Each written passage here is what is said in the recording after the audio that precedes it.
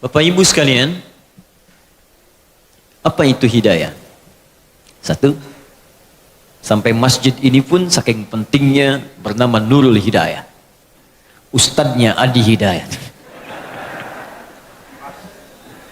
Apa itu hidayah? Satu. Kedua, apa keistimewaan hidayah? Pertama, apa maknanya hidayah? Yang kedua, apa keistimewaan hidayah? Yang ketiga, bagaimana cara kita mendapatkan hidayah itu? Tiga ini yang coba kita jawab di pertemuan pagi ini, dan mudah-mudahan bisa kita amalkan setelah pengajian ini insya Allah. Tidak cukup dengan amin, kita ngaji dulu. Hidayah setidaknya memiliki tiga makna utama. Saya ulang, setidaknya memiliki tiga makna utama. Satu, hidayah bisa berarti bimbingan Allah yang memudahkan seseorang untuk beribadah. Bimbingan Allah yang memudahkan seseorang untuk ibadah. Jadi kalau sudah mendapatkan hidayah ini, gampang, sholat gampang, enak. Bahkan sebelum waktu sholat sudah nanya, jam berapa sholatnya? Ini kan subuh baru selesai tadi. Ada orang baru subuh, udah nanya isya Pak. Padahal baru subuh, isya nanti jam berapa katanya. Sebaliknya kalau jauh dari hidayah, itu agak repot tuh. Jangankan azan, qomat pun belum tersentuh. Ujung waktu pun belum nanya.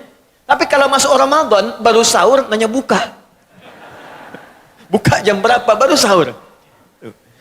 Jadi hidayah, jika sudah didapatkan oleh seorang hamba, maka dia akan memberikan kenikmatan untuk mengejar kemudahan dalam ibadah. Karena itulah ketika Allah menyebutkan hidayah diberikan pada orang takwa, pertama kali kalimat hidayah ya disebutkan dalam Al-Quran, ketika diberikan pada orang takwa, ciri orang takwa itu gemar ibadah. Itu ada di Quran surah kedua Al-Baqarah ayat 2 sampai ayat 4 itu ya. Dzalikal kitabu la raiba fi hudal lil muttaqin. Hudan itu jamak hidayah. Ya, semua isi Al-Quran jangan diragukan kandungannya. Maka Allah akan berikan hidayah, petunjuk kepada orang-orang takwa. Jadi kalau sudah mendapatkan hidayah itu, apa yang dilakukan orang ini? Maka pertama dia akan gemar menunaikan ibadah. Alladzina yu'minuna bil ghaib wa yuqimunas shalah. Maka meningkat keimanannya, dengan meningkatnya iman itu dia rajin menunaikan salat. Wa mimma razaqnahum yunfiqun. Dia senang infak. Walladzina yu'minuna bima unzila ilaik. Dia senang berinteraksi dengan apa yang diturunkan pada Nabi Muhammad, Al-Quran. Jadi kalau hidayah sudah datang, Allahu Akbar, salat rajin, jangankan fardu, sunnah diburu. Infak rajin, bahkan punya anggaran, hampir setiap hari dia cari. Ya, bahkan dia siapkan bekerja itu bukan untuk jadi kaya Pak. Kalau kaya biasa. Nabi itu dengan sahabat-sahabat yang pebisnis, pengusaha, pedagang, itu enteng Pak. Mengatakan kaya itu bagi umatku biasa, kata Nabi. Di kaya itu bagi orang Islam itu mudah. Yang sulit itu mengelola kekayaan untuk dipertanggungjawabkan di hadapan Allah. Makanya sahabat Nabi yang berdagang itu sukses semua. Tapi tahukah Anda, ternyata motivasi mereka menjadi kaya itu bukan untuk mengumpulkan harta, tapi supaya bisa beramal dengan harta itu. Makanya ketika ada menawarkan surga seluas langit dan bumi, dan amalan pertamanya itu bisa infak, semua orang pengen kaya supaya bisa infak. Quran surah ketiga ayat 133 sampai 134. Ya, lihat kalimatnya, paling kanan sebelah atas di besar. Wasari'u ila maghfiratin min rabbikum wa jannatin 'arduha as-samawati wal ard u'iddat lil muttaqin. Bergegaslah Anda istighfar, koreksi diri. Jangan-jangan selama ini salah langkah. Salah langkah menggunakan harta, salah langkah mengamalkan ilmu, salah langkah menggunakan tubuh kita. Kaki salah langkah, mata salah pandang, tangan salah bergerak. Hati-hati, ya, keluar masjid salah pakai sendal. Awas, hati-hati. Mata salah lihat, istri di bawah yang dilihat istri orang. Ya, hati-hati. Salah, banyak yang salah. Kata Allah koreksi. introspeksi diri sebelum tiba waktunya pulang. Dan berharaplah punya cita-cita saat pulang nanti, punya tempat yang bagus. Anda di dunia punya harapan, nanti saya kerja, beli rumah begini, punya mobil sekian, pakaian bagus. Itu kan semua kita tinggalkan. Makanya saat seorang meninggalkan dunia, meninggal dia, kalimatnya telah meninggal dunia. Artinya semua yang melekat pada tubuh dia itu ditinggalkan. Pindah provinsi butuh bekal. Maaf teman-teman, Anda mau kunjungan ke negara lain bukan cuma bekal, butuh visa, bikin paspor dan lain sebagainya. Sekarang Anda mau pindah ke akhirat yang tempatnya lebih jauh. Jarak 1 hari perbedaannya sama dengan 1000 tahun. Masa kita ke sana nggak bawa bekal, kan nggak nyambung. Yang dekat saja butuh bekal, apalagi perjalanan yang jauh. Sekarang Allah balik, bekal kamu apa? Maka Allah tawarkan, kalau Anda ingin pulang, aku siapkan sebuah tempat di surga yang paling indah, yang luasnya seluas langit dan bumi. Silahkan Pak, mau maraton bebas, mau koprol silahkan, seluas langit dan bumi, nggak tahu ujungnya di mana. Lalu Anda katakan, saya pengen, ya Allah, apa amalannya? Ayat 134-nya. Amalan pertama, amalan harta. Alladzina yunfiquna fis-sarai wad-dharra. Yaitu orang yang gemar infak. Maka ketika ayat ini turun, sahabat tuh ngejar infak, Pak. Infak tuh kan nggak mungkin dikerjakan kalau nggak ada yang diinfakkan. Makanya ada yang berusaha untuk dagang. Supaya apa? Bisa infak. Abdurrahman bin Auf itu sampai jadi orang paling kaya se-Madinah pada saat itu. Kapaknya terbuat dari emas, boleh jadi terkaya di dunia pada masa itu, boleh jadi. Itu apa yang paling bahagia ketika beliau dapatkan? Bukan saat hartanya ada, Pak.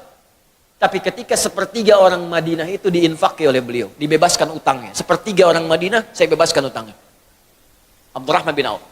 Sepertiga lagi, saya utangi, saya berikan modal. Sepertiga lagi disantuni oleh beliau. Jadi semua orang Madinah dibantu oleh Abdurrahman bin Auf. Utsman bin Affan radhiyallahu taala anhu, infaknya abadi sampai sekarang. Sumur Yahudi dibeli oleh beliau. Yang tadinya setiap orang datang bayar, kata Utsman nggak usah, sekarang ambil ya kalau haus. Ada kebun kurma sekitarannya dibeli oleh Utsman, lapar ambil. Sampai sekarang itu masih ada, akan jadi pemukiman, setiap ada bagian dari situ disimpan di Bank Saudi, diinfakkan, disedekahkan atas nama Utsman bin Affan. Sudah 15 abad. Menantu Nabi, sahabat Nabi, orang yang paling dekat dengan Nabi, disebut pemalu. Bahkan malaikat Jibril datang kepada Nabi, kalau ada Utsman ikutan malu malaikat. Tuh. Masih bisa kerja untuk infak. Antum sahabat Nabi bukan. Menantu juga bukan. Malaikat turun belum tentu malu lihat antum. Sekarang antum masih pengen ngejar dunia, apa persiapan Anda untuk akhiratnya? Dan Anda merasa satu saat kita akan pulang. Mungkin hari ini kita meninggal. Apa persiapannya? Maka kalau sudah Allah berikan hidayah kepada kita, maka persiapan akhirat itu lebih mudah, Pak. Enak gitu. Mau bangun, mau tahajud, seketika, bahkan bertanya, bahkan nyiapkan waktunya. Mau baca Quran, bahkan udah siap-siap, punya agenda. Sehari 1 juz, sehari 1 juz, 30 hari khatam. Saya mau tanya pada Bapak Ibu, siapa yang ingin ke surga angkat tangan? Masya Allah. Yang surganya Firdaus. Yang pengen bersama Nabi. Pertanyaan saya, untuk hari ini saja, berapa ayat yang telah Bapak Ibu agendakan untuk baca Quran ke surga itu? Cita-cita Firdaus bersama Nabi. Baru 1 ayat, itu pun 1 huruf lagi. Shod. Di mana persiapan kita? 1 ini. Jadi pentingnya hidayah, pertama, hidayah bisa bermakna kemudahan untuk menunaikan ibadah. 2, hidayah bisa juga berarti perlindungan yang Allah berikan untuk membebaskan dari setiap kesulitan. Perlindungan yang Allah berikan untuk membebaskan dari setiap kesulitan. Saya seringkali istilahkan solusi dari persoalan yang kita alami. Walaupun tingkat kesulitannya paling tinggi. Bapak Ibu kalau hari Jumat itu ada 2 surah dalam hadis yang diisyaratkan untuk dibaca. 1 ada Yasin, yang kedua ada Al-Kahf. Al-Kahfi, apa artinya Al-Kahfi? Gua. Kenapa disebut surat gua Al-Kahf? Karena ada kisah yang terkait dengan gua itu. Jadi gua itu bahasa Arabnya ada dua. Ada gharun, seperti di At-Taubah saat Nabi dikejar-kejar oleh orang-orang Quraisy dan bersembunyi di gua Thur. Maka Allah menurunkan sebuah kisah menyampaikan pada kita, idhuma fil ghar, gharun, idh yaqulu li sahibi la tahzan innallaha. Gharun disebut gharun. Ya. Kalau Bapak Ibu misalnya ke Mekah, kemudian ke Jabal Nur itu, naik ke atas 700 meter ke atas itu, turun sedikit, itu nanti akan melihat di situ ada gua Hira, tulisannya Gharu Hira. Ya. Mudah-mudahan yang belum umrah atau haji bisa disegerakan ya. Ya. Tidak cukup dengan amin, nabung. Dari sekarang, nabung, siapkan. Ya. Nah, dua, ada yang disebut kahfun, al-kahf. Kalau kahfun itu dalamnya lebar, Pak. Agak besar guanya. Sehingga yang masuk itu tidak hanya 1, 2. 3 bisa masuk, 5 bisa masuk, 7 bisa masuk. Kenapa surah ke-18 ini disebut dengan Al-Kahfi? Kahfun, bukan gharun, karena di situ akan dikisahkan beberapa orang pemuda. Ada yang menyebut 5, ada yang menyebut 7. Artinya lebih daripada 1 dan 2. Mereka dikejar-kejar, terdapat kesulitan yang luar biasa, sedang punya problem, masalah. Bahkan masalah ini bisa berpengaruh kepada jiwa. Kalau bukan intimidasi, bisa dieksekusi. Dahsyat, Pak. Anda bayangkan, mohon maaf ya, beberapa orang pemuda sedang bertarung dengan nyawa. Kesulitannya itu bukan kesulitan biasa. Bukan kesulitan sekedar harta benda, pekerjaan yang belum didapat, uang bulanan yang belum diraih. Kesulitan di perjalanan yang terkadang dengan macet, bukan, taruhannya nyawa. Kalau ketahuan, selesai eksekusi. Kesulitan tingkat tinggi. Lalu mereka berlindung, datang, masuk ke dalam sebuah gua. Tapi yang paling menarik, ketika Allah memberikan perlindungan kepada mereka, apa yang disebutkan oleh Allah yang menyertai perlindungan ini? Buka di ayat ke-13-nya, di paling kiri di pertengahan, surah ke-18. Innahum fityatun amanu bi rabbihim wazidnahum huda. Mereka itu para pemuda yang sedang mengalami kesulitan luar biasa, bahkan bertarung dengan nyawa, taruhannya eksekusi. Tapi dia beriman kepada saya, kata Allah, beriman kepada Rabbnya, yang disebutkan Rabb, sifat rububiyahnya masuk di situ, yang merawat, melindungi, memberikan bekal, mencukupkan, memberikan kenikmatan. Ketika dia beriman kepada saya, kata Allah, zidnahum huda, aku tambahkan hudan. Jamak dari kata hidayah adalah hudan. Ketika aku berikan hudan, aku lindungi dia. Bahkan kami tautkan hati mereka, warabatna ala qulubihim. Kami berikan kekuatan, konsistensi dalam hati mereka, dan dapat perlindungan kemudian di gua itu. Saking nikmatnya kalau sudah mendapatkan perlindungan dari Allah, Bapak Ibu sekalian, semua masalah selesai. Saya tanya pada Anda ya, maaf nih, maaf sekali. Di gua, senikmat-nikmatnya tinggal di gua, dengan tinggal di rumah, nyaman mana? Rumah. Kalau di gua itu alas tidurnya itu empuk atau kasar? Kasar, keras. Gelap atau terang? Gelap. Kok bisa ada orang tinggal di gua, katanya tempatnya keras, kasar, gelap, tapi saking nikmatnya tidur sampai 309 tahun. Ada orang tinggal di rumah yang mewah, kasurnya empuk, bahkan ada kasur itu untuk kesehatan. Kamarnya fasilitas lengkap, tapi setiap 30 detik bangun.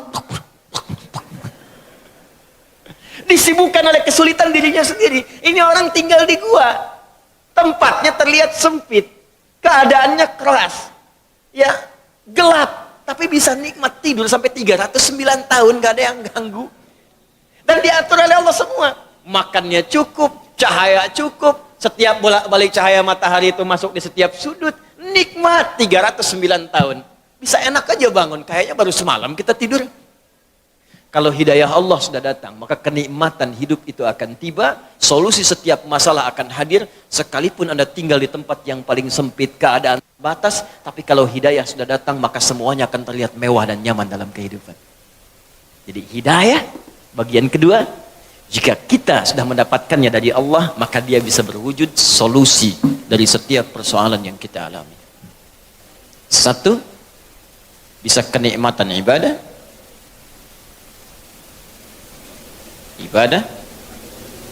yang menghadirkan kemudahan. Dua, bisa jadi solusi dari setiap persoalan yang dialami.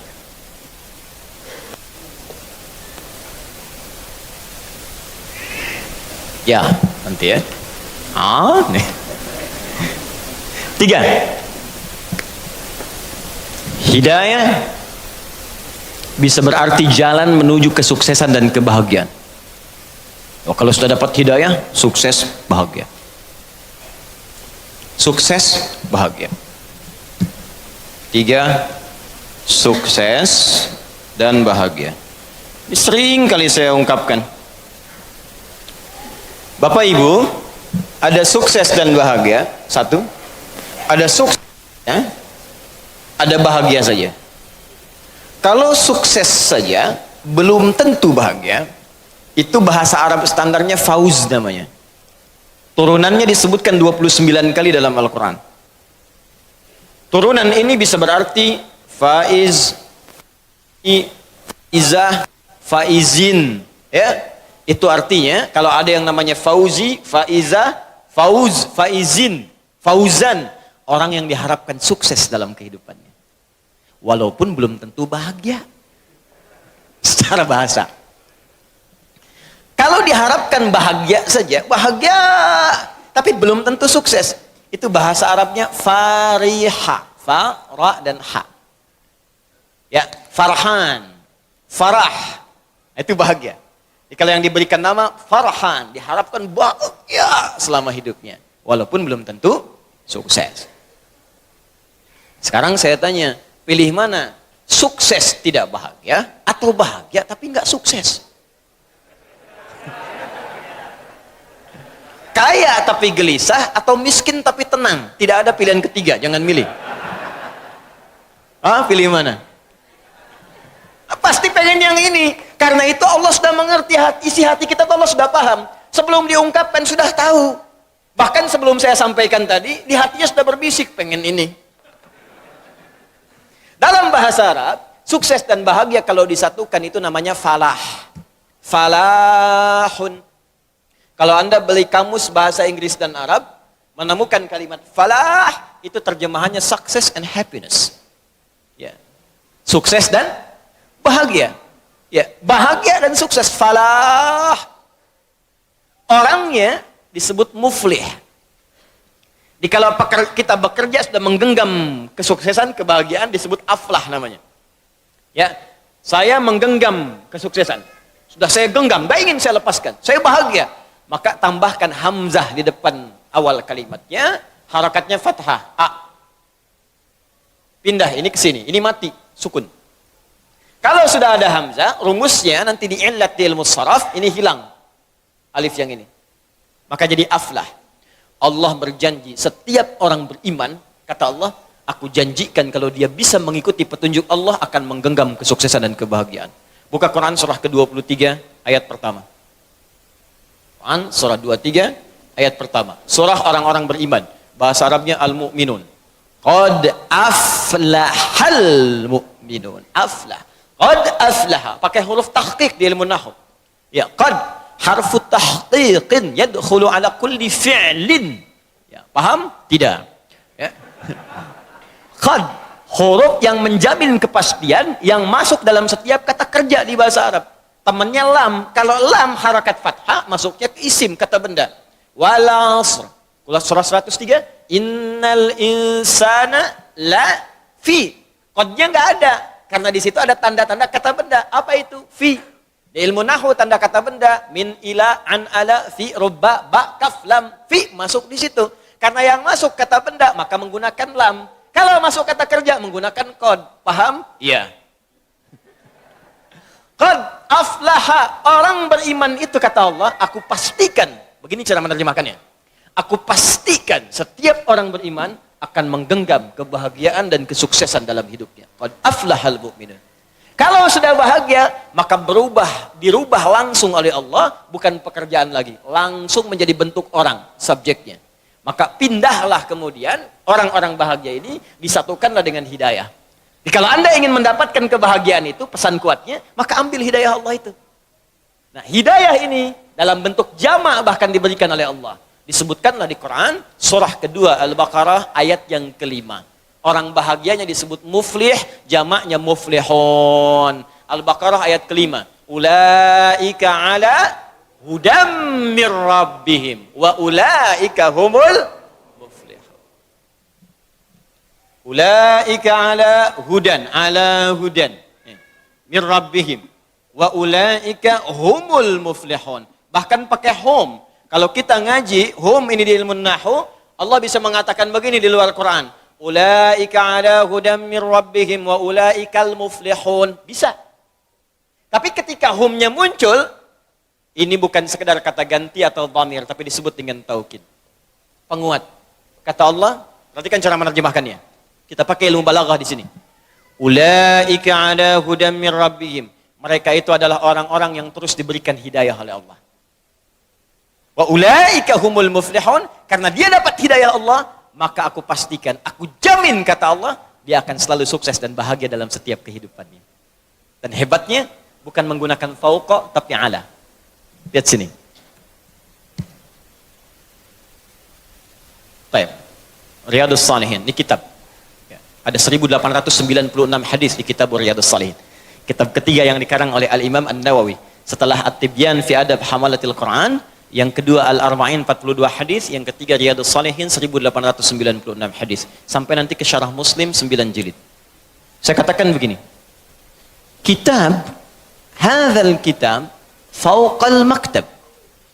Ya. Kitab ini sekarang di mana, Bu? Pak? Di atas meja. Sekarang di mana? Di atas meja. Nah, di bahasa Arab itu atas itu ada dua. Ada fauqa, ada ala. Ini fauqa namanya. Al-kitab fauqal maktab. Tapi kalau begini, ala namanya. Al-kitab ala al-maktab. Bedanya yang pertama hanya begini, yang kedua nempel, Pak. Melekat. Perhatikan ayat ini. Al-Baqarah ayat kelima tadi. Ulaika pakai fauqa atau ala? Ulaika ala hudam mir rabbihim. Ada orang-orang yang hidupnya ditempel oleh hidayah Allah. Jadi kemanapun dia beraktivitas, hidayah nempel. Tadi kan saya katakan, hidayah itu solusi. Hidayah itu kemudahan ibadah. Hidayah itu kesuksesan. Jadi apapun yang dia kerjakan, bahagia saja. Apapun yang dia lakukan, sukses. Di rumah tangga karena hidayah nempel, bahagia rumah tangga. Di kantor sukses. Di pekerjaan nyaman, dan ibadahnya pun luar biasa. Itu yang terjadi pada orang-orang terdahulu. Utsman kaya, Abdurrahman bin Auf kaya, Ammar bin As punya kedudukan, Muawiyah punya kedudukan, Umar jangan ditanya, Abu Bakar apalagi. Tapi tahukah Anda, di balik semua kenikmatan yang mereka rasakan itu, Al-Imam An-Nawawi menuliskan di kitab At-Tibyan fi Adab Hamalatil Quran. Kesenangan mereka, sesibuk-sibuknya Utsman, sekaya-kayanya Abdurrahman bin Auf, Tamim Ad-Dari, masih sempat bangun malam setiap malam menunaikan tahajud sampai khatam Al-Quran. Inilah hidayah. Jadi hidayah saya turunkan bisa berarti satu ini kenikmatan ibadah, kedua solusi dari setiap problem yang dialami, ketiga kesuksesan dan kebahagiaan. Maknanya satu atau banyak? Jadi hidayah itu punya satu makna atau banyak makna? Banyak. Kalau banyak, maka rumusnya jadikan bentuk jama', plural. Jama' dari kata hidayah adalah hudan namanya. Ya, hidayah jamaknya hudan.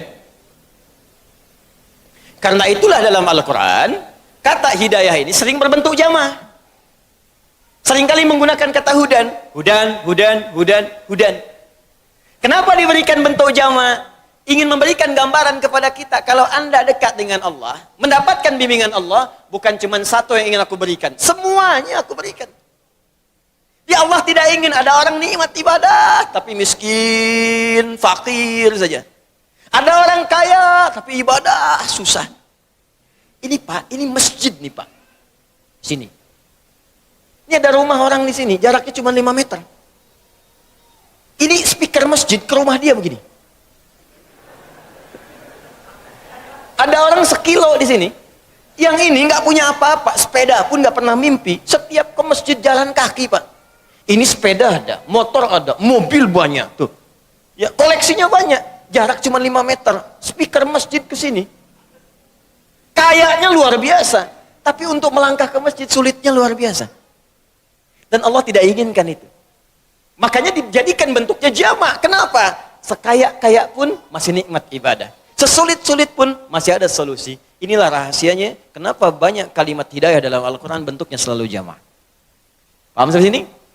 Nah, sekarang kalau Allah sudah tawarkan semua kenikmatan dan keistimewaan privilege ini, maka siapa di antara kita yang tidak menginginkannya?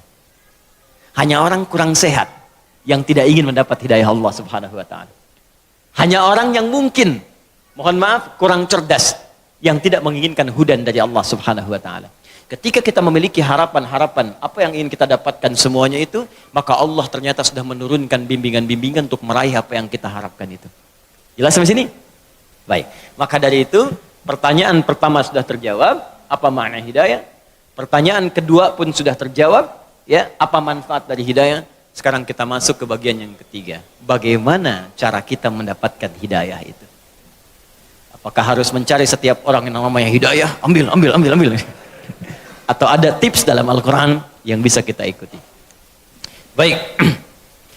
Saya tanya dulu sebentar supaya saya bisa petakan durasi waktunya. Kita sampai jam berapa hari ini? 12. Oh, baik. Ya, siap. Siap. Ya. Anda sampai jam 12, saya jam 10 pulang. Harus lanjut. Ya, kita selesai jam 10 kurang seperempatan lah ya. Jadi saya bagi waktu, mungkin ada pertanyaan kita bisa diskusikan. Untuk mendapatkan hudan, setidaknya ada 2 jalan.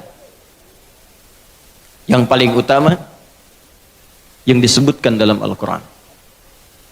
Ada 2 cara. Satu,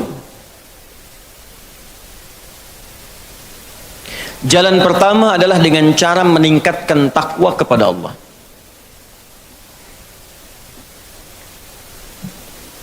Pertama, mencoba untuk meningkatkan takwa kepada Allah. Bentuknya lebih banyak disebutkan dalam bentuk ibadah ritual. Ibadah ritual. Persamaannya begini Pak, Bu. Semakin meningkat takwa, akan banyak semakin diberikan hudan, hidayah. Kalau takwa kita meningkat, ini datang semakin cepat. Datang. Orang takwa, kalau satu orang disebut taqi namanya. Nabi Yahya alaihissalam, ketika beliau disifati oleh Allah disebut dengan taqi. Quran surah ke-19. Quran surah 19 Maryam. Dari ayat 12 sampai 15-nya, sebelah kiri dari atas sampai ke tengah. Ya Yahya khudhil kitaba biquwwah wa atainahu al-hukma sabiyya wa hanana min ladunna wa zakatan wa kana taqiyya. Satu orang. Tapi kalau dia banyak, maka berubah kalimatnya dari taqi menjadi muttaqin. Ya, jadi apa? Muttaqin. Muttaqin. Karena itu muttaqin diartikan orang-orang yang takwa. Jamak bentuknya. Muhammad imamul muttaqin. Muhammad imam para orang-orang takwa. Ya, ada yang namanya demikian. Muttaqin, orang-orang yang takwa. Ketika Allah menyebutkan kalimat muttaqin pertama dalam Al-Quran, itu disandingkan dengan kalimat hudan. Silahkan cek Al-Baqarah ayat kedua. Paling kiri sebelah atas, di mushaf. Dzalikal kitabu la raiba fi hudan lil muttaqin. Jadi kalimat muttaqin ketika disebutkan dalam Al-Quran pertama kali, yang pertama kalimat muttaqin, ya, itu disandingkan dengan kalimat hudan. Bahkan saking spesialnya dikasih alif lam. Bukan muttaqin biasa. Alif lam itu kalau di ilmu nahwu disebut ta'rif. Ada ta'rif, ada istighraq. Ta'rif menunjukkan spesial, khusus. Beda dengan orang biasa. Kata Allah, aku akan berikan hudan kepada orang-orang spesial di kalangan orang takwa. Jadi takwa itu spesial, Pak. Bu. Kalau Anda ingin masuk golongan spesial yang disebut spesial oleh Allah, masuk golongan ini. Ya, VVIP. Kan lain Pak kelasnya. Anda masuk ke sebuah ruangan, sebuah tempat ke bandara, VVIP mah lain sendiri. Masuk udah ada protokolnya, tempatnya enak, kadang nggak ngantri juga. Nah ini ada orang VVIP dalam pandangan Allah. Siapa orang-orang ini? Ini al-muttaqin. Bahkan semua isi Quran itu jadi petunjuk buat dia. Karena itu ketika Allah katakan, dzalikal kitabul la raiba fi, semua isi Quran jangan diragukan. Bahkan semua isi Quran akan jadi hudan, jadi petunjuk untuk dia. Saking spesialnya. Nah sekarang, ada rumus dalam ilmu Quran ditafsir begini. Kalau Allah menunjukkan atau memberikan isyarat kalangan spesial tertentu, maka jangan disimpulkan bahwa itu hanya diberikan pada golongan khusus saja. Cara menyimpulkannya, kita diajak untuk masuk dalam golongan itu. Contoh, ibu kenal Maryam? Kenal. Baik ya, bapak-bapak nggak kenal, ibu-ibunya kenal Maryam. Alhamdulillah, hanya di Nurul Hidayah ibu-ibunya kenal Maryam. Maryam anaknya Imran. Imran menikah dengan Hannah, melahirkan Maryam. Maryam itu kalangan spesial. Saking spesialnya banyak keistimewaan yang melekat pada beliau, bahkan disebutkan tidak akan pernah diberikan pada perempuan lain selain Maryam saja. Apa yang beliau dapatkan? Setidaknya dua. Yang pertama, bisa mengandung, melahirkan tanpa disentuh laki manapun. Bahasa Qurannya tanpa disentuh, walam yamsasni bashar. Dan disebutkan nama dengan bintinya, wa Maryam ibnata Imran, Maryam binti Imran. Di kaidah tafsir disebutkan kalau ada peristiwa disebutkan namanya lengkap dengan bintinya, maka peristiwa itu hanya akan terjadi pada orang itu saja, tidak akan berlangsung kemudian pada orang yang lain. Makanya langsung disebutkan ini Maryam binti Imran. Yang mengalami ini cuma Maryam binti Imran saja. Yang bisa mengandung, melahirkan tanpa disentuh laki-laki manapun. Kalau yang mengandung, melahirkan tanpa bapak, banyak. Tapi yang tidak disentuh laki-laki manapun, cuma Maryam binti Imran. Supaya nanti tidak ada orang mengaku di kemudian hari, saya pun Maryam kok. Bisa mengandung, bisa melahirkan. Iya. Tapi bukan tidak disentuh, tanpa bapak. Anda Maryam binti apa? Maryam binti Asep, Pak. Balik. Dua. Lihat Quran surah ketiga ayat 37. Paling kiri sebelah bawah. Quran surah ketiga ayat 37. Maryam mendapatkan keistimewaan. Allahu Akbar. Semua rizkinya langsung Allah yang turunkan. Hadir tanpa banyak ikhtiar-ikhtiar dari manusia-manusia sekitarannya. Itu Maryam punya mihrab, Bu. Ibadah di situ. Memang orang tuanya ingin khususkan anaknya ini yang satu ahli ibadah. Ini tips Pak buat kita, Bu. Saya sering katakan kalimat ini. Di semua keluarga besar kita, mesti ada yang jadi kebanggaan untuk di akhirat nanti. Siapkan. Jangan cuma dunia. Kalau dunia udah banyak, Pak. Bahkan perlombaannya sekarang gak kurang menarik. Saking banyaknya orang. Jangankan orang beriman. Kalau jadi juara matematika, yang belum beriman pun bisa. Kalau cuma dapat Nobel, yang belum beriman juga banyak. Kalau cuma jadi orang kaya, yang belum beriman juga bisa. Tapi ada perlombaan yang tidak semua orang bisa mendapatinya. Perlombaan untuk bisa mendapatkan status terhormat saat kembali kepada Allah Subhanahu wa taala. Kesiapkan oleh kita. Imran ini bukan nabi, Pak. Bukan rasul. Hana kalangan biasa. Tapi dia berpikir kita mesti punya kebanggaan di hadapan Allah. Saat pulang nanti siapa yang kita banggakan? Ya sudah sejak dalam kandungan, sudah ini saja nih. Anak saya kalau kita lahir anak kita pas sekarang, kita siapkan untuk jadi kebanggaan di hadapan Allah. Makanya di ayat 35-nya itu, sejak mengandung sudah bernadar. Idh qalat imra'atu Imran rabbi inni nadhartu laka ma fi batni muharrara fataqabbal minni. Ya Allah, aku bernazar anak yang kukandung sekarang ini aku siapkan untuk berkhidmat kepadamu saja. Aku ingin punya kebanggaan di akhirat nanti ya Allah. Ada yang memberikan mahkota ke kepalaku. Ada yang jadi kebanggaan dengan izin memberikan syafaat kepada kami orang tuanya. Ini ayat ajakan kepada kita Pak Ibu, setidaknya di keluarga besar kita itu mungkin ada satu jadikan ahli akhirat. Jadikan dia ahli Quran. Bapaknya belum hafal, anaknya hafal. Anak sudah 5 belum hafal, ada cucu-cucunya yang hafal. Kalau Allah sudah berikan anak sekian, cucu sekian, nggak ada juga yang jadi ahli akhirat, perlu berapa anak dan cucu lagi. Anda boleh jadi belum hafal hadis, anaknya jadikan. Kalau perlu jadi dokter yang hafal Quran, insinyur yang hafal Quran, polisi yang hafal Quran, tentara yang hafal Quran, gubernur hafal Quran, presiden hafal Quran, jadikan. Silakan raih dunia kita dengan ridha Allah, dengan kemuliaan akhirat yang dijanjikan. Dapatkan itu. Nah, kalau kita sudah siapkan itu, Allah akan permudah. Apa di antara kemudahannya? Rizkinya Allah siapkan. Jadi kitanya nggak susah. Demi Allah saya katakan, kalau ini rumus diikuti oleh kita, itu dimudahkan oleh Allah. Dunianya sukses, akhiratnya dapat. Apa jadinya? Lihat ayat 37-nya. Fataqabbalaha rabbuha biqabulin hasanin wa ambataha nabatan hasana wa kaffalaha Zakaria. Kullama dakhala 'alaiha Zakaria al-mihrab wajada 'indaha rizqa.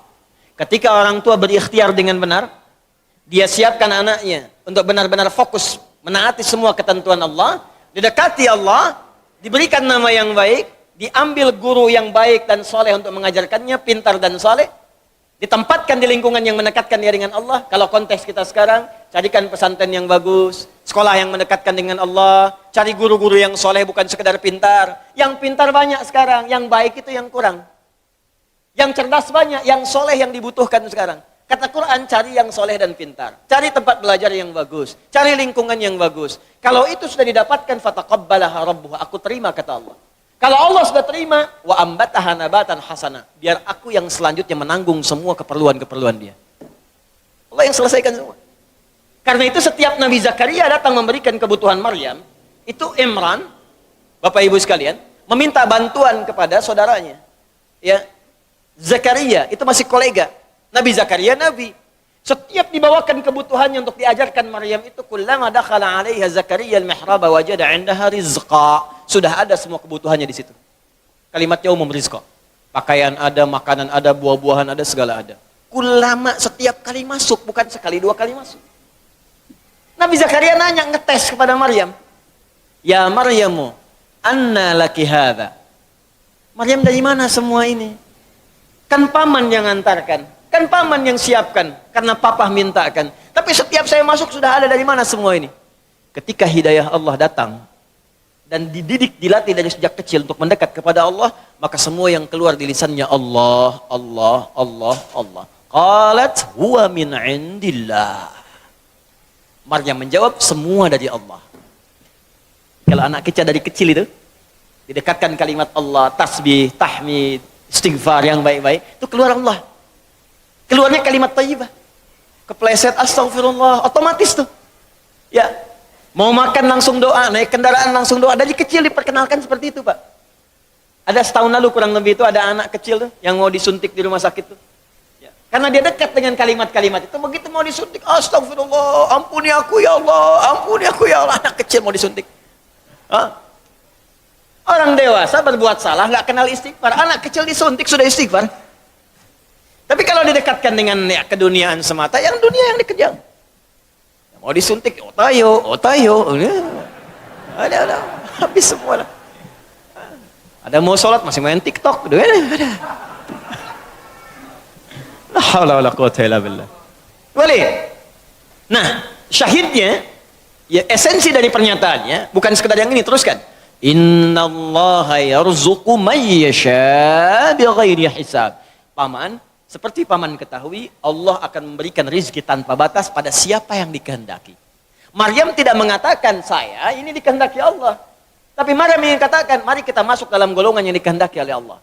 Maka pamannya langsung mengambil kalimat itu, langsung menyimpulkan, kalau saya mengerjakan seperti yang Maryam kerjakan, tentulah saya pun akan diberikan oleh Allah rizki bahkan tanpa batas. Seperti yang Maryam dapatkan. Rizki itu bukan cuma makanan, bukan cuma pakaian. Ketenangan, rizki. Keturunan, rizki. Nabi Zakaria tenang sudah. Makanan cukup. Pakaian ada. Yang belum ada keturunan. Bahkan medis memvonis sudah tidak mungkin dapat keturunan. Karena istrinya, maaf ibu, divonis monopos dan mandul. Nggak mungkin punya keturunan. Tapi karena kalimat tadi, Allah tidak punya batas dalam pemberian. Apa yang Maryam kerjakan yang belum Nabi Zakaria pernah dapatkan adalah ibadah di mihrabnya itu. Makanya Nabi Zakaria langsung beribadah di mihrab itu, menunaikan sholat. Saat sholat di mihrab dikerjakan itu berdoa. Doanya diabadikan di Quran surah 3 ayat 38 sampai 39. Ya, hunalika da'a Zakaria rabbah. Tanpa menunggu waktu yang lama, Nabi Zakaria langsung kerjakan. Lihat, ini yang nanti mau saya ajarkan. Tanpa menunggu waktu yang lama, seketika dikerjakan di mihrab itu. Apa yang beliau kerjakan? Beliau tunaikan salat, berdoa kepada Allah. Qala rabbi habli min ladunka dzurriyyatan thayyibah. Ya Allah, Engkau punya sifat Wahhab, pemberi tanpa batas. Orang mengatakan aku punya keterbatasan. Orang mengatakan istriku tak mungkin bisa mengandung. Maka ketika orang katakan mustahil, aku memohon kepadamu yang tidak punya batas dalam pemberian. Innaka sami'ud du'a.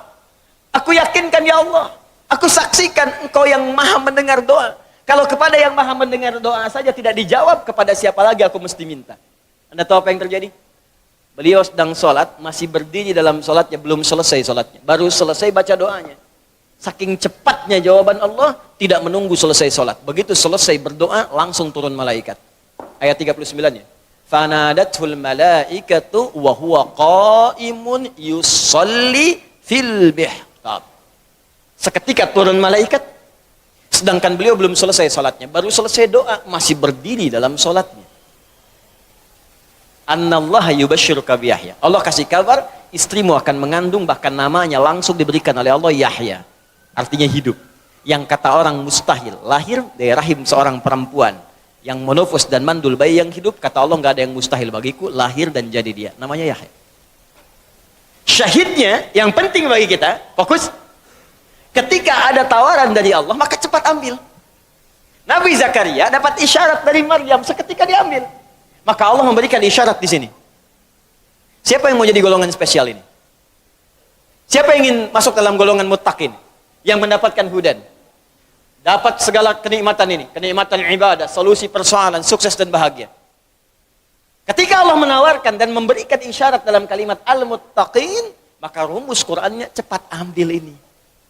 Cepat dapatkan. Setiap ada peluang, cepat raih. Dan ini sekarang persoalan kita sekarang. Ketika Allah meminta kita cepat mendapatkan itu, ada banyak orang yang menjauhinya. Katanya ingin kaya, dikasih jalan kaya, nggak diambil. Katanya ingin bebas dari masalah, diberikan solusi, nggak dikerjakan. Katanya ingin tenang, diberikan jalan ketenangan, tidak ditempuh. Atas mau kamu apa, Joni? Hah? Oke, nah sekarang jalannya sudah ada, muttaqin. Pertanyaan, siapa muttaqin itu? Maka tidak disebutkan kalimat muttaqin kecuali bersanding dengan ibadah. Lihat ke atasnya. Takwa bersamanya ibadah. Maka ketika Allah menyebutkan kalimat muttaqin pertama di ayat ini, dilanjutkanlah di ayat ketiga dan keempatnya. Perhatikan kalimatnya. Ayat ketiganya, alladzina yu'minuna bil ghaib wa yuqimunas. Salat itu bukankah ibadah ritual? Orang takwa itu dia beriman. Dia tingkatkan imannya dengan mengerjakan amalan. Apa amalan pertama orang takwa? Salat. Pak, Bu. Salat. Ini poinnya. Silahkan Anda cek. Makanya semua Nabi salat, Pak. Sahabat salat, tabi'in salat. Anda cek silahkan. Buka Qurannya, Anda temukan. Nabi Isa salat. Buka Quran surah 19 ayat 31 sampai 33. Nabi Musa salat. Buka Quran surah ke-20 ayat ke-14. Innani anallahu la ilaha illa ana fa'budni wa aqimis salata lidzikri. Kalimat Allah kepada Nabi Musa. Nabi Ismail salat. Bahkan minta keluarga besarnya salat. Buka Quran surah 19 ayat 55. Wa kana ya'muru ahlahu bis shalah. Dan Nabi Ismail itu meminta semua keluarganya salat. Bahkan wahyu yang diwahyukan pada Nabi Muhammad, itu kata Allah sama persis perintah-perintahnya seperti nabi-nabi dulu. Dari sejak Rasul pertama diutus Nabi Nuh. Kalau Nabi Adam Nabi, bukan Rasul. Ya, saya pernah jelaskan ini. Kalau Nabi diberikan risalah, misi untuk pribadinya saja. Dengan yang terdekat. Kalau Rasul diberikan misi untuk umat. Kenapa Nabi Adam bukan Rasul tapi Nabi? Karena saat Nabi Adam turun, umat belum ada. Yang ada cuma Adam dan Hawa. Ya, umatnya nggak ada, makanya adanya Nabi. Nuh alaihissalam sudah ada umat, diangkatlah jadi Rasul. Ketika Allah menyebutkan wahyu yang diberikan pada Nabi Nuh, itu sama persis dengan Nabi Muhammad. Hanya Nabi Muhammad lebih sempurna. Dari mana taunya Ustaz? Buka Quran surah keempat ayat 163. Paling kiri sebelah atas di mushaf. Quran surah keempat An-Nisa ayat 163. Inna auhayna ilaika. Muhammad, sungguh ta'zimun nafsi, pakai inna. Sungguh dengan keagunganku, kata Allah. Dengan segala kedahsyatan yang aku berikan kepada setiap rasulku. Perhatikan, aku berikan wahyu kepadamu sama persis kama auhayna ila nuhin wan nabiyyina min ba'di. Sama persis yang aku berikan kepada Nuh alaihissalam dan nabi-nabi setelahnya sampai kepada engkau Muhammad sallallahu alaihi wasallam. bin Abdullah, bin Abdul Muttalib, bin Hashim, bin Abdul Manaf, bin Qusay, bin Murrah, bin Kilab, bin Ka'ab, bin Ghalib, bin Fihr, bin Malik, bin Nadhar, bin Kinana, bin Khuzaimah, bin Mudrika, bin Ilyas, bin Nizar, bin Mudar, bin Ma'ad, bin Adnan, bin Addi, bin Adri, bin Muqawwam, bin Nahur, bin Tarikh, bin Ya'rab, bin Yasjub, bin Nabit, bin Ismail alaihissalam, bin Ibrahim alaihissalam, bin Azar atau bin Nahur, bin Tari, bin Amir, bin Kinan, bin Arfakhshad, bin Sam, bin Nuh alaihissalam, bin Mihlail, Matushala, bin Kinan, bin Anwas, bin Tis, bin Adam alaihissalam. Coba ulangi. Sama persis. Jadi Nabi semua sholat sebelumnya. Sholat. Untuk apa? Meningkatkan takwa. Kenapa mesti takwa? Supaya mudah. Makanya ketika Allah menyebutkan kalimat takwa, kemudahannya datang. Buka Quran surah ke-65. Di ayat 2 dan 3. Wa may yattaqillaha yaj'al lahu makhraja wa yarzuqhu min haitsu la yahtasib. Siapa yang mampu meningkatkan takwa, aku berikan solusi. Semua kesulitannya aku mudahkan. Aku kirimkan rezeki bahkan dari sisi yang tidak dia duga. Anda ingin bahagia? Takwa. Lihat akhir ayat 189 di surah Al-Baqarah. Lihat ujung ayatnya. Wattaqullaha la'allakum tuflihun. Kalau kamu ingin takwa, kalau kamu ingin bahagia, kata Allah, ingin sukses, tingkatkan takwa. Anda masih belajar di kampus, pengen pintar, ilmu pengen cepat datang. Allahu Akbar. Takwa juga. Buka Quran surah kedua, di akhir ayat 282. Paling kiri sebelah bawah. Persis paling bawahnya. Wattaqullah wa yu'allimukumullah. Tingkatkan takwamu kepada Allah, aku tambahkan pengetahuan. Datang min ladunna ilma, dari kami, makanya disebut ilmu laduni. Bukan nggak belajar, dia ikhtiar. Dia belajar, dia mendekatkan takwa kepada Allah, tapi proses pembelajarannya dipercepat oleh Allah karena takwanya. Logikanya begini, logikanya. Anda dekat dengan pimpinan, akses mudah. Dekat dengan dosen, mudah belajar. Ya, dekat dengan orang-orang berpengaruh, dapat bagian kemudahannya. Anda dekat dengan Allah, apa yang tidak mudah bagi Allah? Bukankah Allah Razzaq, pemilik rezeki? Bukankah Allah Alim, pemilik ilmu? Sekarang ada orang dekat dengan Allah, ya gampang Allah kasih segalanya. Makanya orang dulu, Pak, orang dulu itu punya keistimewaan sampai taraf nomor 5. Orang pintar sekarang dari segi ingatan cuma 4 bagiannya. 1, cepat ingat, lambat lupa. Cepat ingat, lambat lupa. Yang kedua, cepat ingat, cepat lupa. Yang ketiga, lambat ingat, lambat lupa. Masih agak lumayan. Yang keempat, ini yang susah. Lambat ingat, cepat lupa. Ingatnya lambat, saya udah nangis sejam lebih ini. Paham? Belum. Begitu paham, keluar masjid lupa. Tapi yang kelima, ini yang sering saya sampaikan, hampir jarang sekarang ada. Cepat ingat, sulit lupa. Jadi mau lupa itu susah, Pak. Bukan mau ingat, mau lupa susah. Saking gampangnya ingat, sekali baca ingat, seketika. Imam Al-Bukhari itu dibacakan sekali, langsung masuk. Imam Syafi'i bacakan sekali, masuk. Hafal Quran usia 7 tahun, 10 tahun Al-Muwatta. Al-Muwatta lebih tebal daripada ini. Hafal. Al-Bukhari itu dibacakan, hafal seketika. Diuji, Pak, di Irak, datang ke sana. Katanya mau silaturahim, begitu datang, kayak sidang ujian. Yang uji langsung 10, bukan cuma 3-4 lagi, 10 orang ulama terbesar. Diuji hadis.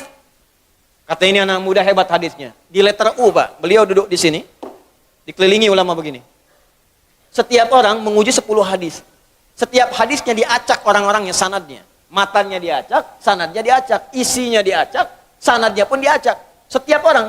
Begitu satu orang menguji dengan 10 hadis, silahkan. Apakah menurut Anda hadis ini benar? Kata Al-Bukhari, sebentar, teruskan dulu aja 10-10-nya, biar sekalian. Teruskan 10-10-nya biar sekalian.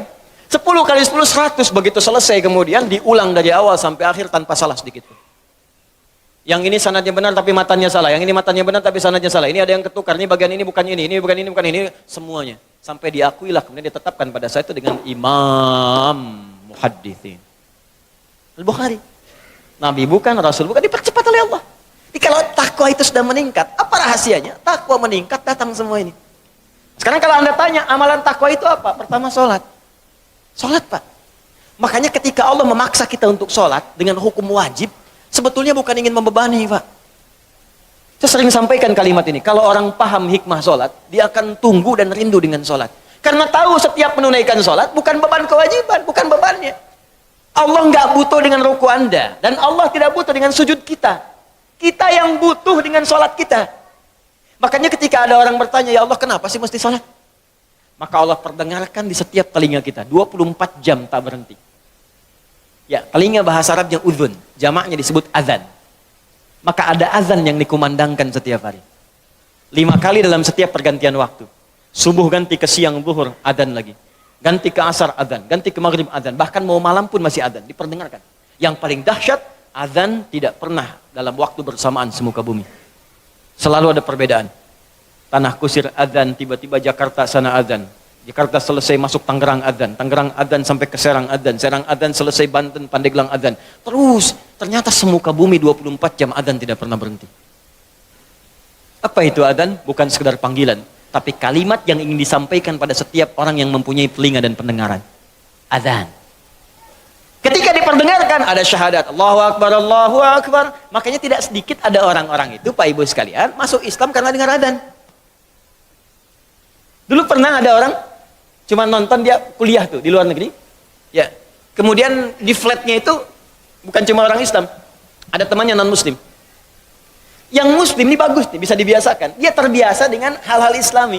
Bahkan tayangan TV pun dia putar yang channel one itu dari Mekah tentang sholat, baca Quran. Ini bisa kita biasakan.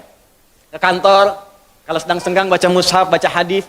Mungkin bagi sebagian orang dengan izin Allah dapat hidayah lewat kebiasaan kita. Begitu sedang membuka tayangan itu, muncullah sedang sholat isya, tayangan persiapan sholat isya langsung dari Masjidil Haram. Yang non muslimnya tiba-tiba datang, yang muslim itu cuma iseng nanya begini, kawan, menurut kamu berapa jumlah orang yang ada di masjid itu? Temannya bilang begini, ya mungkin 1000, 2000 lah. Gitu. Ya. Apa jawab yang si muslim ini? Ada di sana sekarang setidaknya 500.000 orang sebelum diperdiakan perluasan. 500.000 orang. Pertanyaan kedua, perhatikan kalimatnya.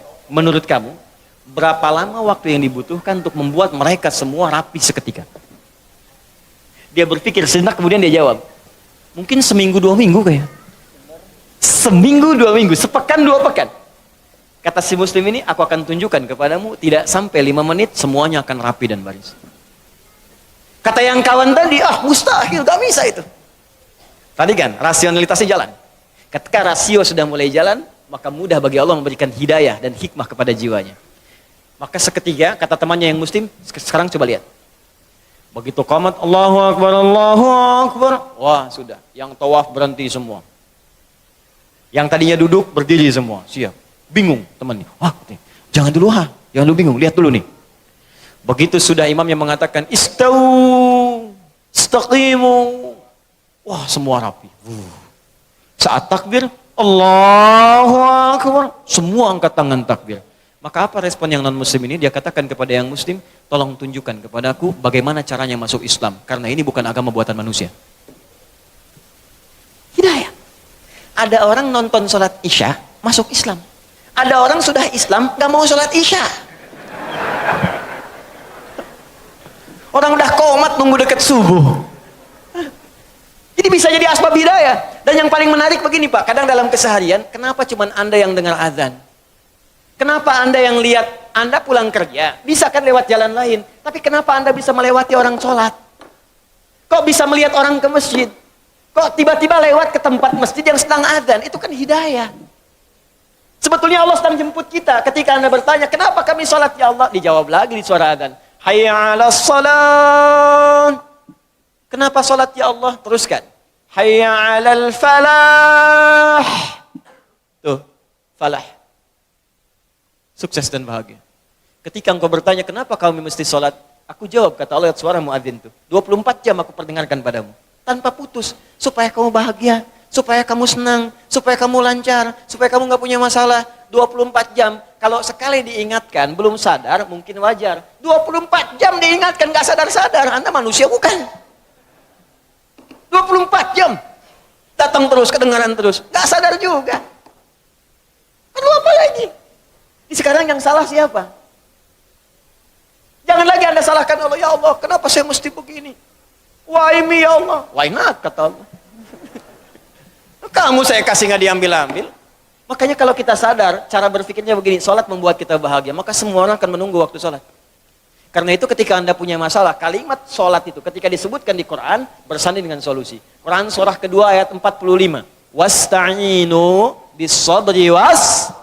Kalau engkau punya masalah, kata Allah, maka minta kepadaku. Sabar terima masalahnya, karena semua orang punya masalah. Bukan Anda saja, kata orang semua orang hidup punya masalah. Perhatikan Quran surah kedua ayat 155.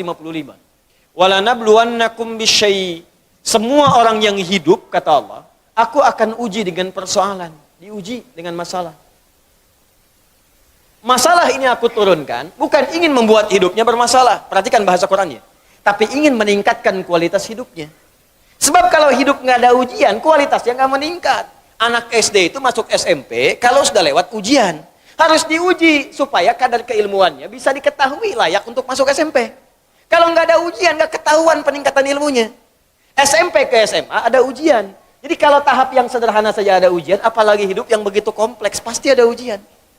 Di cara berpikirnya jangan salah. Ketika sedang punya masalah, sesungguhnya Allah sedang akan meningkatkan kualitas hidup kita. Semakin tinggi ujian, artinya kita akan semakin meningkat dengan kuat. Karena orang besar itu nggak akan diuji dengan ujian kecil. La yukallifullahu nafsan illa. Jadi kalau Anda hadir sekarang di pengajian ini, sedang punya masalah berat rasanya, maka berbahagialah. Artinya Anda akan diangkat setinggi-tingginya oleh Allah, karena ujian yang diturunkan, ujian yang disetarakan dengan kemampuan Anda. Itu poinnya. Gak ada orang hidup gak punya masalah. Apa dikira Ustadz gak punya masalah? Lebih banyak daripada jamaah. Tuh masalah antum tuh. Saya jawab juga. Di hidup bersanding dengan masalah. Persamaan terbaliknya, orang yang tidak ingin punya masalah artinya tidak ingin hidup. Siapa yang tidak ingin punya masalah? Angkat tangan. Selesai. Nah sekarang kata Allah, kalau sedang punya masalah, minta kepada saya solusinya. Supaya dipermudah. Lewat apa ya Allah? Wassalah, datang. Kalau Anda masih nggak mau sholat, ditanyakan imannya oleh Allah. Makanya kalimat ini disebutkan sekali lagi untuk menguatkan di ayat 153. Dipanggil kalimat imannya. Seakan-akan begini bahasanya. Kamu ini punya iman apa enggak sih? Kalau nggak punya iman kamu apa? Ya karena nggak ada iman. Sekarang kamu masih mengaku beriman, tapi saya panggil sholat nggak datang. Karena itu di ayat 153, paling kanan sebelah bawah, itu kalimatnya berubah dengan disebutkan kata iman di depannya. Ya ayyuhalladzina amanu. Hei semua orang beriman, mana imanmu? Ista'inu bis-sabri was-shalah. Kalau kalian punya masalah, kata Allah sekali lagi datang. Lewat sholat minta kepadaku. Makanya kalimat ista'in dirubah menjadi kalimat permintaan, berubah jadi nasta'in. Saya tanya pada Anda, apakah kita mengucapkan kalimat nasta'in dalam setiap sholat? Berapa kali kita ucapkan dalam sehari? 17 kali. Iyyaka na'budu wa iyyaka nas. Hadis kuncinya mengatakan, ketika seorang ibadah benar bacanya, membaca kalimat itu, benar salatnya, sampai di kalimat itu, maka jawaban hadis kuncinya, hadza baini wa baina 'abdi wa li 'abdi ma sa'al. Ini perjanjian antara aku dengan hambaku, maka apapun yang hambaku minta sampai di sini, aku akan kabulkan selama itu dia butuhkan.